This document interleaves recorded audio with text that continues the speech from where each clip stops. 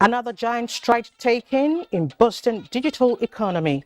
Automated shared service center unveiled. As part of this unprecedented achievement, the sector generated over 547 million United States dollars. Ministerial scorecard. Minister conveys sharing news to Nigerian youth. Special bank sports funding underway. Is that before the end of this administration, the National Youth Fund will now become the youth bank, such that the youth of this country will have their own banks. New Naira notes, CBN governor to appear before lawmakers. We should resolve to invite the CBN governor to brief this house on Thursday morning. Hello and thanks for joining us on the Network News. I'm Elizabeth Omori. Atiola Akere joins us from Lagos. And do endeavor to follow this newscast live on our website nc.ng/live, as well as other social media platforms displayed on the screen. The full automated National Shared Services Center of the Galaxy Backbone has been unveiled in furtherance of the genuine efforts by the federal government towards developing a sustainable digital economy in Nigeria. President Muhammadu Buhari, who performed the ceremony alongside other key initiatives, described as impressive the giant strides achieved by the digital economy sector and urged stakeholders to keep up the good work. State House correspondent Adamu Sambo reports. Constructed and fully equipped with state-of-the-art facilities, the National Shared Services Center of the Galaxy Backbone houses, amongst others, data, cybersecurity operations, network data management, as well as call centers. It demonstrates the readiness of the Buhari administration to provide a one-stop shop for MDAs to interface with the citizens in a way that is swift, secure, and seamless. President Muhammadu Buhari also flagged off the cutting-edge digital skills training program for 6 million Nigerians, sponsored by Microsoft and the federal government as part of efforts to make Nigeria the destination of choice for top digital talent.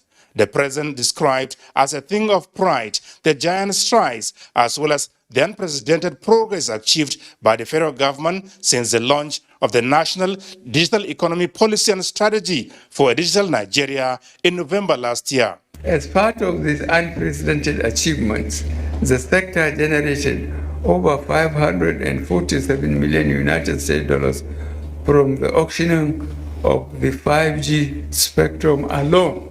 We increased our 4G base stations from 13,823 to 36,751, and this has increased the percentage of 4G coverage across the country from 23% to 77.52% from August 2019 to date.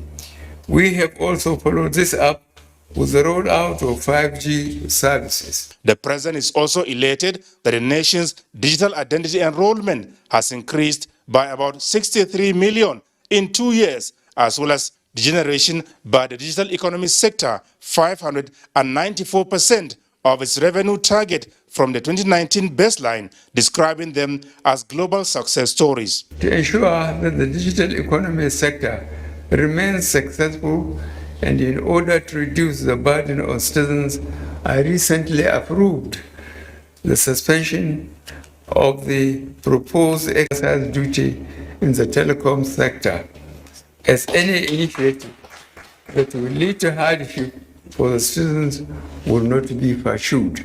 The Minister of Communications and Digital Economy, Professor Isa Ali Ibrahim Pantami, attributed the giant strides recorded by the digital economy sector to the unprecedented support as well as excellent supervision, guidance and leadership provided by the President. Only within your second term in office, you have set up 3 new records when it comes to the diversification of our economy by leveraging more on the knowledge-based economy. The quarterly contribution of ICT to our revenue generation in Nigeria was approximately 51 billion naira. As of today, based on an independent assessment, the quarterly contribution has catapulted to 418 billion naira. Earlier, the chief executive officers of the Galaxy Backbone, NITDA and NCC enumerated the achievements recorded by their respective organizations leveraging the digital economy initiatives, while President Muhammadu Buhari presented 5 and 3 million naira checks as seed funding to the global award-winning Nigerian startups at Giantex 2022 in Dubai. In Abuja, Adamu Sambu, NTA News. Meanwhile, the Minister of Defense, Bashir Magashi, is seeking more funding of satellite space projects to enhance operational activities of the Nigerian Armed Forces. This was contained in the minister's message at the inauguration of DelSat-1 and other projects at the headquarters of the Defense Space Administration at the Obasanjo Space Center, Lugbe, Abuja. Defense correspondent Ismail Musa tells us more. Satellite space and technology are key components of a modern military asset.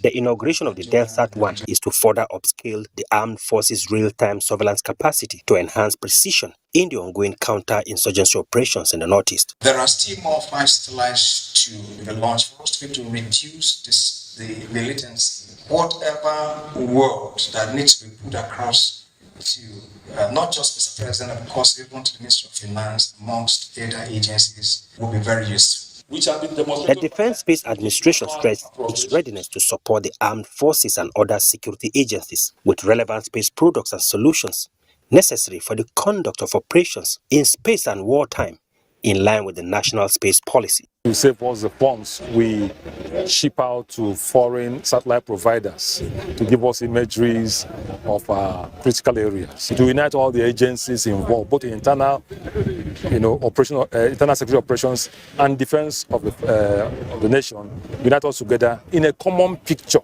that we can fight together. It also make us accountable.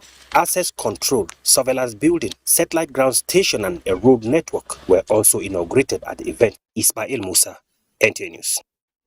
Now let's shift attention to the PMB scorecard series. Information and Culture Minister Lai Mohammed has again called on opposition presidential campaign candidates to desist from describing the President Muhammadu Buhari-led APC administration as a government that has nothing to show ahead of the 2023 elections. The minister stated this in his remarks at the ongoing PMB scorecard series in Abuja. Anthony Forson reports. That this administration has not achieved anything and hence has nothing to campaign with. I wonder if these people live in caves. Wondering why the opposition will resort to castigating the President Muhammad Buhari-led APC administration, Lai Mohammed spoke in this manner. Well, no administration in the history of Nigeria has had a social investment program that feeds 10 million school children a day. A cash transfer scheme that has enrolled 1,632,480 households. I'm not talking about individuals, households. A scheme that empowers and pays stipend to unemployed graduates, and an enterprise empowerment program that provides easily accessible microloans to those at the bottom of the ladder. Recalling that the present administration came into office in 2015 when Nigeria never had a functional rail system. Today, we have a well-functioning Abuja, Kaduna, Lagos, Ibadan, and Itakpe-Warri modern rail systems. They lay claim to starting Abuja, Kaduna, but forgot that Itakpe-Warri was also started by another administration over 30 years ago. But they were both abandoned until this administration assumed office in 2015. Worthy of note, the minister pointed out, is the quantum of projects which he said were started and completed on paper. The all-important second Niger bridge. Only last week, this bridge became a reality when it was open to motorists. What about the 40-kilometer Bonny-Bodo road that has a total of 13 bridges. In the words of the Honorable Minister of Works and Housing, and I quote, "For the first time in the history of mankind, you can now walk on the road between Bodo and Bonny." What about airport terminals? Do these people close their eyes when they fly through brand new terminals at airports in Abuja, Lagos, Port Harcourt, and Enugu? Is the opposition pretending not to have heard of the Ajaokuta Kaduna Kanu AKK 614-kilometer long gas pipeline project that will ferry gas from southern to northern Nigeria, and which represents phase 1 of the 1,300-kilometer long Trans-Nigerian gas pipeline project? In Abuja, Anthony Forson, NTA News. And the federal government says it has set aside 88 billion naira for the development of the sports sector in the next 4 years. The Minister of Youth and Sports Development, Sunday Dari, disclosed this during the scorecard of his ministry in Abuja. Austin Edemudu reports. Sports, no doubt, is a serious business aside its recreational and social benefits. Taking this into consideration, the Ministry of Youth and Sports Development, under the watch of Sunday Dari, has introduced business model initiatives to drive the development of sports in Nigeria. This strategy, through this National Sports Industry Policy, is aimed at harnessing 70% of resources needed for sports development through the private sector.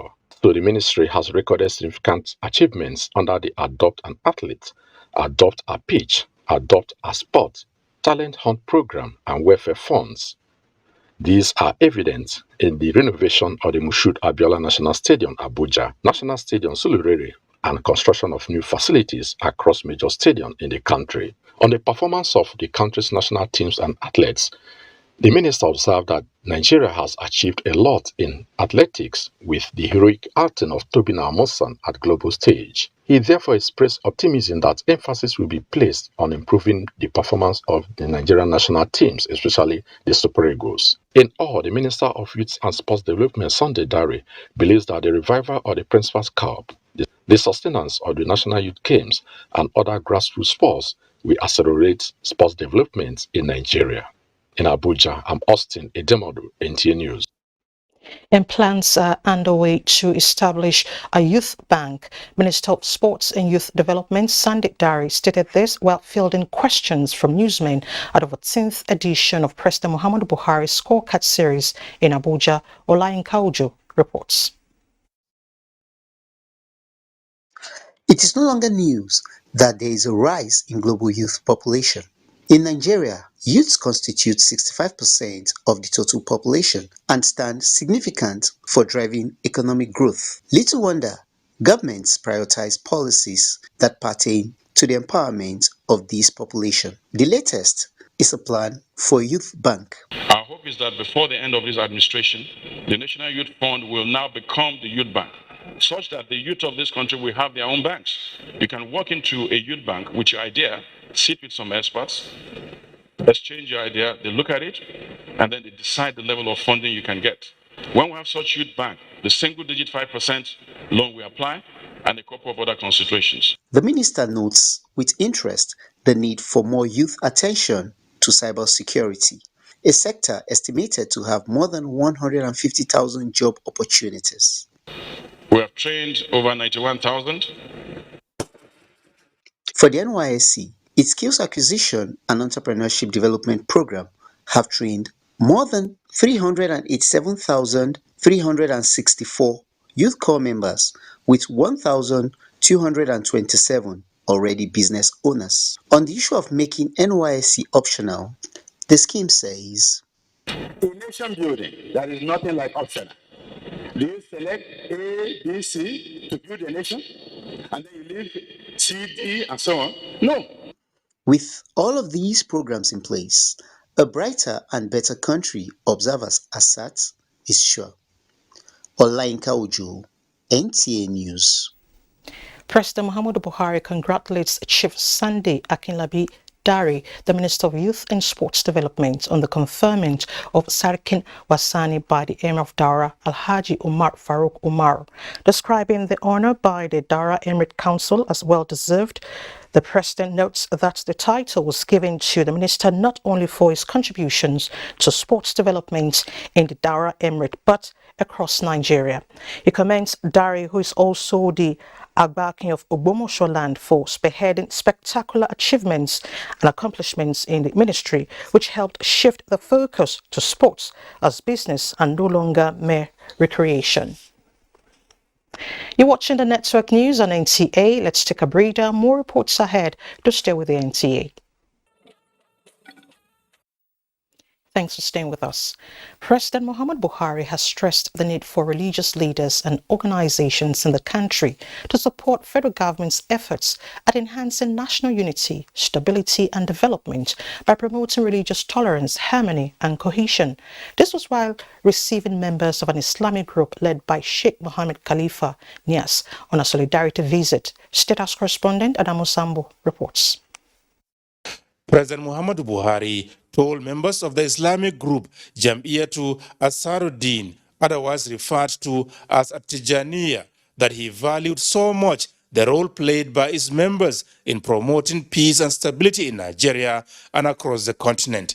While calling for sustenance, the president also expressed formal appreciation to the group members for their fervent prayers for his administration and the country, saying he looks forward to returning to his ancestral home of Daura at the end of his tenure. Nigeria is such a complex combination, but for you as religious leaders, with tremendous influence, you have helped greatly in stabilizing our polity. And I'm very grateful that you have maintained the leadership and the support of all your communities and therefore stabilize Nigeria. Sheikh Mohammed Khalifa Nias had earlier drew attention to the biography of the Holy Prophet Muhammad, peace be upon him, and the lessons Muslims can imbibe from his way of life. He emphasized the need for genuine repentance by the people, pledging that the Tijaniya movement would continue to promote peace and unity in accordance with the teachings of the Holy Quran and the Sunnah of the Holy Prophet Muhammad. Sheikh Mohammed Khalifa had told the story of his late father's close association with Nigeria and his people dating back 70 years, saying the Ibrahim Nias family is determined to continue building on the relationship. During the visit, prayers were offered for the president, the country, and Nigerians. From the State House, Adamu Sambo, NTA News. Meanwhile, issues relating to the state of the nation and the way forward for sustainable future dominated discussions as President Muhammadu Buhari granted audience to the Speaker of the House of Representatives, Femi Gbajabiamila. State House correspondent Adamu Sambo once again reports. Speaker Femi Gbajabiamila was in the State House to felicitate with President Muhammadu Buhari for attaining the age of 80 in good health and actively discharging his duties to Nigeria and Nigerians with high sense of integrity and patriotism. He, however, used the opportunity to discuss with the president a wide range of national issues, especially those that came up recently. Things come up every day in Nigeria, every day, and in the last few days, some things have come up, and I'm sure you know some of these things, and I just wanted to get his perspective on them and give him mine and that of the National Assembly's perspective and position on those matters, and we had a fruitful discussion. Do you know some of the things that came up? It was just a discussion between the president and I, but of course there were issues around cashless policy, issues around elections and the violence that seem to be erupting here and there, and a couple of other very important matters as well. The Speaker did not give further details on those issues, but gave a hint on what Nigerians should expect from the House going forward. And of course, you know, when we resume in January, it's going to be just barely 5 weeks before elections. So we're probably going to have very little time to sit, with maybe about a week to 10 days before we all go home for for campaigns and elections. In that 1 week to 10 days, we intend to cram in a lot. For now, we're going to pass the budget on Thursday, hopefully.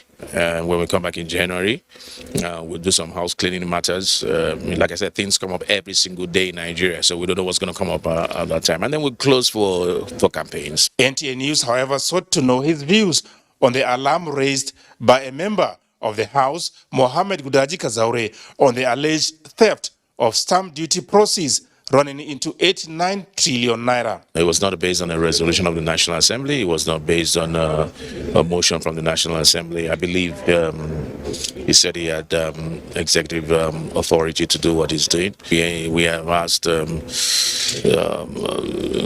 of the executive. They said they were not aware of any mandate or such mandate has been withdrawn.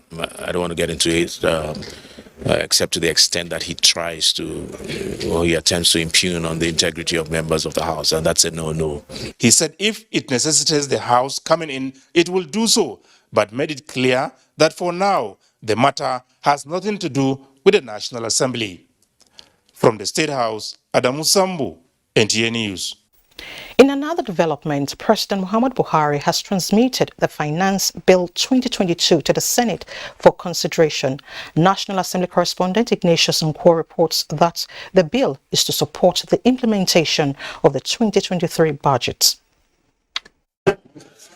Tuesday's plenary took off with President of the Senate Ahmad Lawan reading executive communication from President Muhammadu Buhari on the Finance Bill 2022. Specifically, this bill's provisions enhance tax equity by bringing more economic sectors into the tax net and ensuring a fairer distribution of revenue receipts to all tiers of government.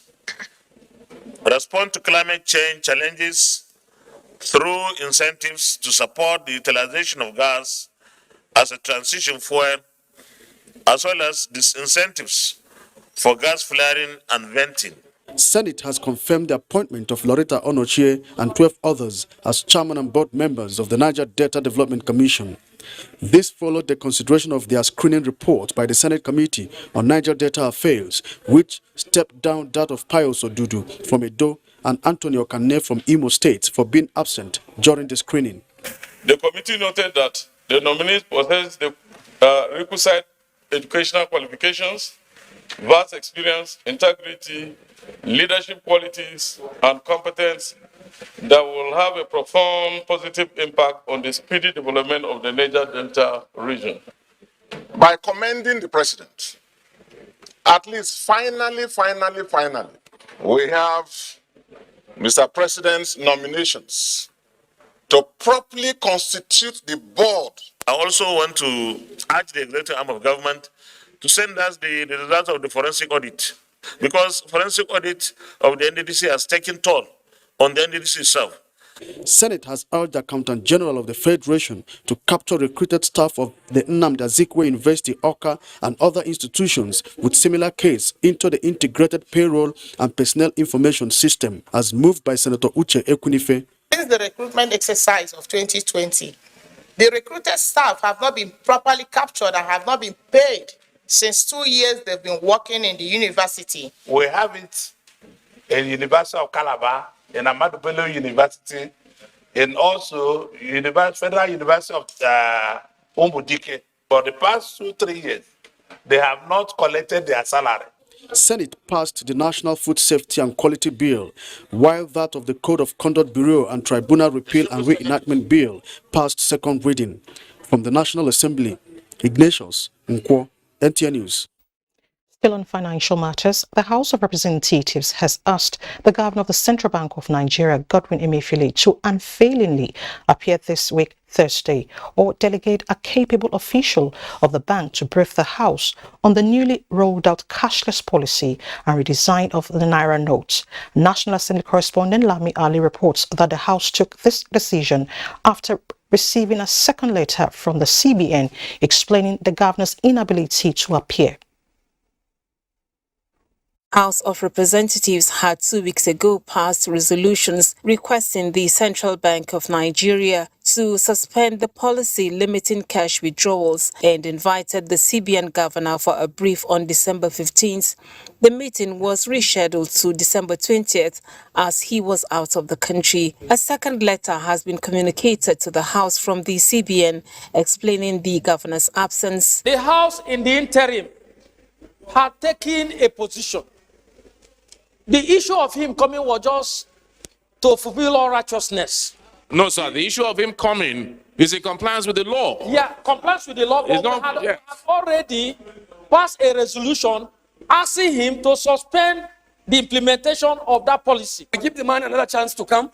And when he comes, all these questions can be raised. I believe Nigerians will be convinced. And those of us who are here, foot soldiers of Nigerian people, will take the right decision on behalf of our people.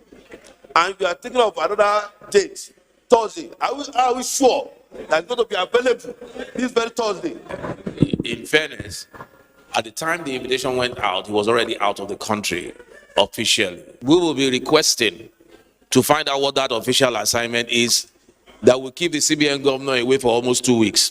We should resolve to invite the CBN governor to brief this House on Thursday morning. And if for any reason it is verified that he is unavoidably out of the country on Thursday, that he asks his deputy governor or anyone who is well equipped to fully brief this House so that we do not carry this thing on to next year. House members have resolved to investigate the alleged loss of $2.4 billion from illegal sale of exported crude oil dating back 2014, as raised by Representative Isiaka Ibrahim. The entire cargo of 48 million barrels of burning light crude was sold without the proceeds being remitted to the coffers of the country. The House has considered and approved 6 bills, 2 of which seek the reenactment of the Oath Act and the bill to establish Society of Nigerian Broadcasters. This bill is seeking for the Society of Nigeria Broadcasting Act to regulate the profession and practice of the broadcasting in Nigeria. 16 bills were read the third time and passed. Meanwhile, President Muhammadu Buhari has communicated the House seeking consideration and approval of the finance bill to support the implementation of the 2023 budget from the National Assembly. Lami Ali, NTA News. Now to Maritime. Vice President Yemi Osinbajo lauds the contributions of workers in the nation's maritime sector, noting their hard work over the years and steadfastness in ensuring that maritime transportation works. This was when the leadership of the Council of Maritime Transport Unions and Associations paid a courtesy call. The group, led by its president, Adeyemi Aroyun, had earlier presented an award to the Vice President in recognition of his contributions to the development of the sector. The Vice President noted that despite the challenges in the maritime sector, the hard work and steadfastness of the workers are commendable. He assured the group of federal government's commitment to address concerns faced by operators in the maritime sector, noting that it is a very difficult environment.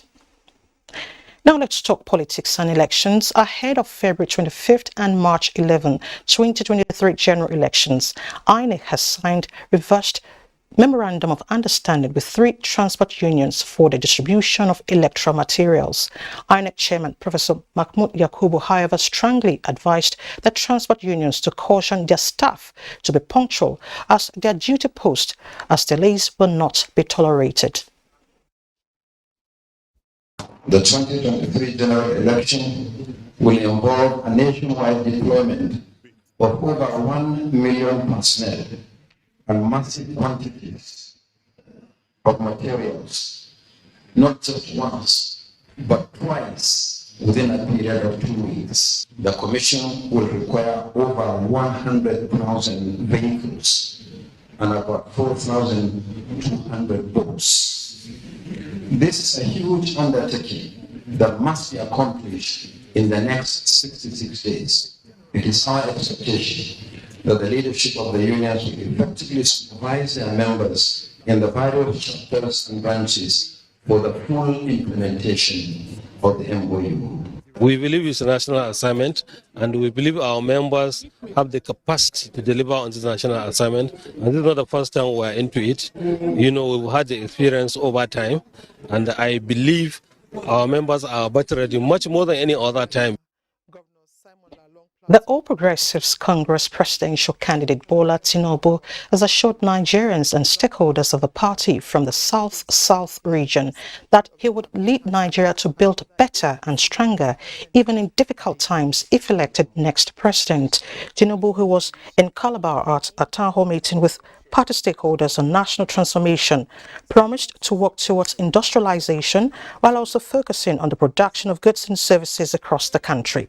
Tinubu said primary and secondary industrial hubs would be created across geopolitical zones of the country. In the statement by Tunde Rahman of the Tinubu Media Office, the DG of APC Presidential Campaign Council, Governor Lalong, assured the people that Asiwaju Tinubu has the capacity to provide the leadership that will create prosperity for all Nigerians. The event was attended by the vice presidential candidate, Kashim Shettima, governors, ministers, and other party stalwarts. Meanwhile, the presidential candidate of the People's Democratic Party, Alhaji Atiku Abubakar, says he will open borders for businesses and trade to pick up again while addressing the challenges of insecurity if elected president in 2023. Addressing supporters at the Muhammadu Diko Stadium in Katsina State, the former vice president said coming to the state was homecoming. Correspondent Onutu Yakubu tells us more.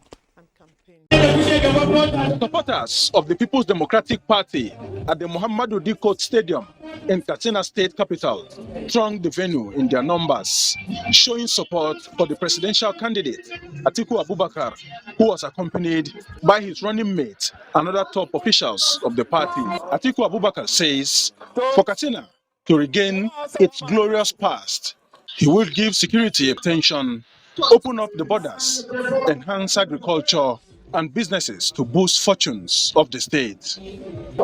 Let me remind the people of Katsina that whatever development you see in Katsina today, from this state to our universities, to our road infrastructure in Katsina and metropolis and around the area, every development was undertaken by the PDP government. National chairman of the party, Senator Iyocha Ayu, received over 70,000 decampees to the PDP fold in the state, led by immediate past secretary to Katsina state government. We hope Katsina state will be the first state that will give Abubakar Atiku in board. Nigeria will be better again because with Atiku Abubakar from next year, there shall be no more hunger in the land. He's a businessman. He's not the kind of person that will tell you do what I say. He will tell you do what I do. The national chairman and other party leaders appreciated the turnout of supporters and urged them to close ranks to ensure victory for the party come February 2023. From Katsina, Onotu Yakubu, NTA News. The presidential candidate of the Labour Party, Peter Obi, says he's prepared to create wealth for Nigerians and build a security architecture that will be stronger and more beneficial to Nigerians. He was speaking at the Labour Party presidential campaign in Uyo, Akwa Ibom State. Clement Barakwi reports. The Labour Party presidential campaign rally was like a homecoming for Mr. Peter Obi, who is an in-law to Akwa Ibom State. Mr. Peter Obi, flanked by his wife, promised to address the environmental challenges in the Niger Delta, create the enabling environment for all states and regions in the country to become economically viable and independent if elected president. He insists Nigeria has gone beyond voting along tribal or religious lines. Our first priority is to secure Nigeria. We will provide security. We want to make Nigeria to work again. Nigeria is possible. Our children will be able to go to school and come back and have jobs. And women will be able to have what to do. Democracy has the best features of giving the citizens the opportunity to vote. those who have not done well. Peter Obi and that thing is the workers' project. With Mr. Peter Obi, also strike is the Bogon issue. The rally featured presentation of flag to the Labour Party governorship candidate in Akwa Ibom State. In Uyo, Clement Barikui, NTA News.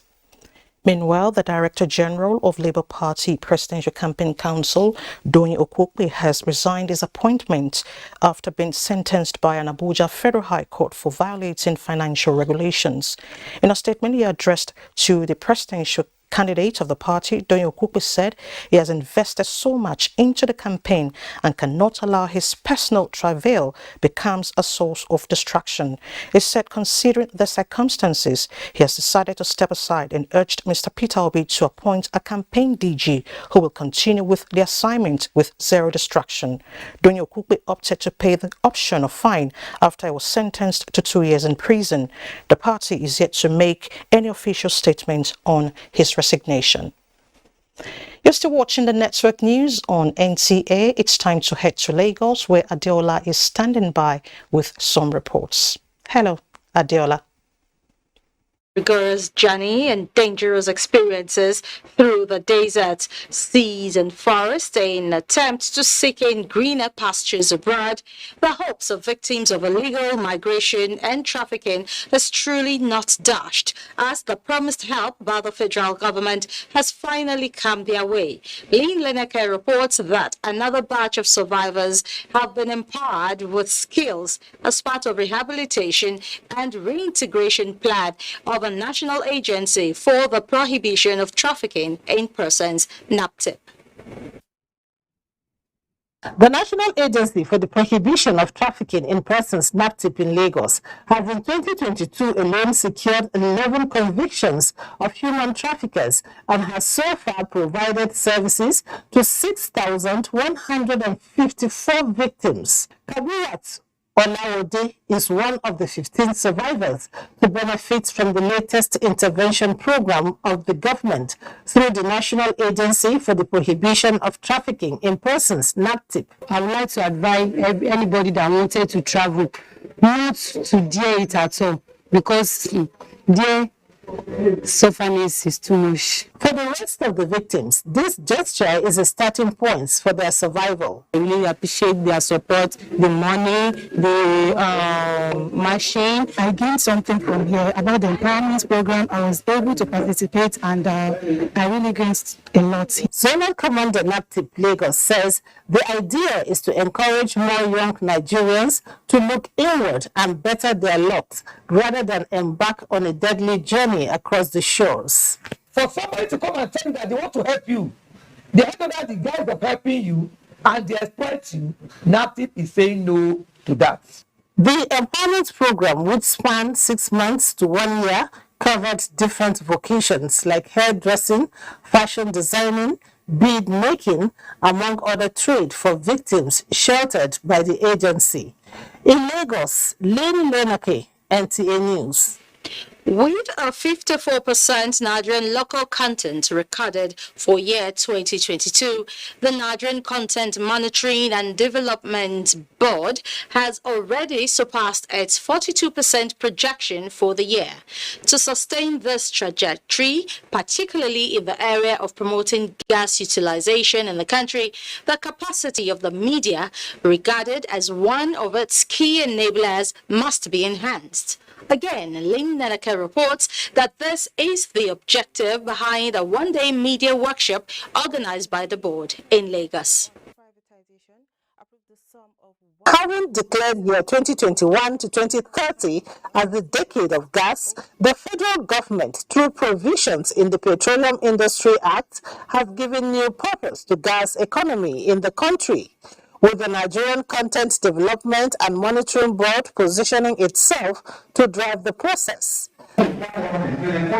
This is the one-day workshop organized by the board to provide the media with requisite knowledge of the energy industry and understand the grand vision of NCDMB to fully explore potential in gas for national development. Briefings from both the General Manager, Corporate Communications, and General Manager, Nigerian Content Development Fund and Treasury highlighted the board's interventions in commercializing flared gas. The Nigerian gas plant takes in this associated gas, processes the associated gas.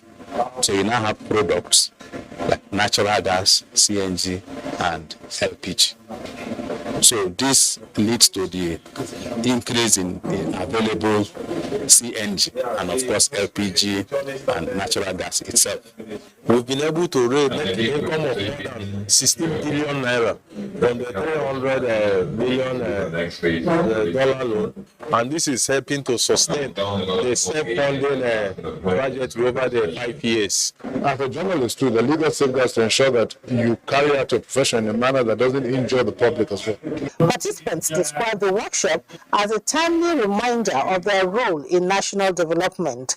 One has been able to know that, how far that, hat has been successful. What it has done is just, to let journalists realize the fact that they are critical, in driving some issues of national development. Another edition of the workshop with a new set of deliverables holds in 2023. In Lagos, Lane Lenake, NTA News. And those are the stories from Lagos. Do not forget to follow this news broadcast live on our website at nta.ng/live and on our other social media handles displayed on your screen for updates. The network news will continue after this break. To stay. Thanks for staying with us. Recognition of skills, knowledge and competence is required by individuals are key drivers to reducing unemployment among the youth in Nigeria. This was agreed at a sensitization workshop in Gombe, organized by the Nigerian Skills Qualification Framework. Nafisat Umar Garba reports. Diversification in skills acquisition and development is gradually changing the perception of youth for white-collar jobs. This time, the Nigerian Skills Qualification Framework and the Innovation Development and Effectiveness in Acquisition of Skills ideas are leveraging on skills artisans and apprentices from the Northeast to unlock essential drivers of quality for national certification. This is to scale up policy, regulatory, and reforms in order to promote lifelong learning, recognition, as well as quality assurance through sensitization. Now, all this project requires skilled manpower. And what we mean skill here is that you have the competency based on national standard and also a national certification, of which many of our young people that are skilled, they don't have that recognition or certification. And with this, we are trying to create this awareness that let them come, let us partner to see that we develop their capacity and then they have a national certification before the opportunity of engagement with the oil and gas and the Mambila project will come up. Participant says the workshop will surely improve their performances and understanding for more productivity and efficiency. Government are also helping us now. It will make us to go long way. It will make us to improve. When you have the national certification, it will give us more value in the labor market to compete favorably with our counterparts. It is also believed that at the end of the workshop, participants will understand the role of developing competency standard for qualifications. Nafisa Umar Garba, NTA News. It's time to talk business, and coming from the more than $10 billion US dollars investment deals signed at the just concluded US Africa Leadership and Business Summit by Nigeria, an investment expert is of the view that more domestic investment in country will boost confidence of foreign investors. For instance, if they want to invest in a particular sector, at times they'll ask which Nigerians are investing in that sector. If that sector is that good, we want to see the Nigerians that have first of all taken advantage of that sector. And so it's very, very important that we get Nigerians to invest in their own country. Beyond that, these opportunities are there for everyone. So we want a situation that is balanced, where we have foreign investors investing in Nigeria and then Nigerians investing in their own country.